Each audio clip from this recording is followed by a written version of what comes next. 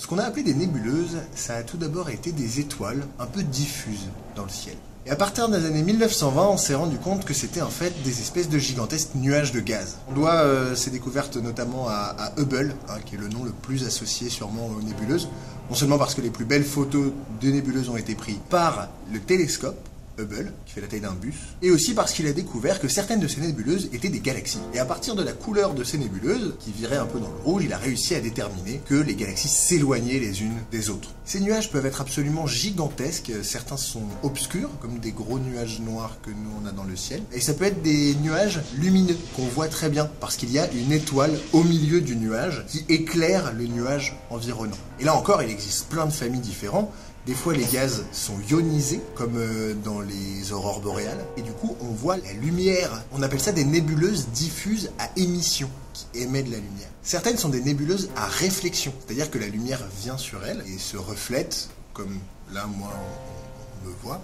Voilà, c'est pas que j'émets de la lumière, que je suis pas ionisé, c'est les petites poussières qui sont éclairées et qui reflètent très bien la lumière, alors, du coup, on les voit très bien. C'est d'ailleurs Hubble qui a fait la différence entre les nébuleuses à émission et les nébuleuses à réflexion. Ces nébuleuses sont extrêmement grandes. Et quand je dis extrêmement grandes, c'est absolument gigantesque. C'est des nuages de gaz énormes qui se concentrent et au fur et à mesure de leur concentration, c'est principalement de l'hydrogène.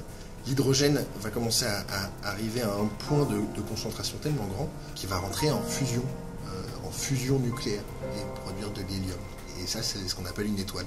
Les nébuleuses sont un peu des pépinières d'étoiles. Et ces pépinières d'étoiles, on appelle ça des régions H2.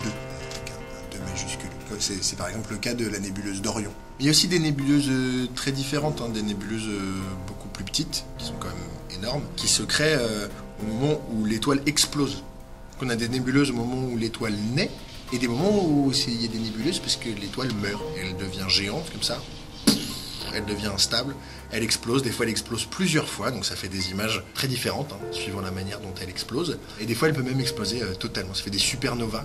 Et ça fait tellement de lumière, une explosion de supernova, qu'on peut le voir en plein jour. Ça fait des nuages de gaz qu'on peut voir dans l'espace. C'est sûrement d'ailleurs comme ça que finira notre Soleil, en nébuleuse planétaire.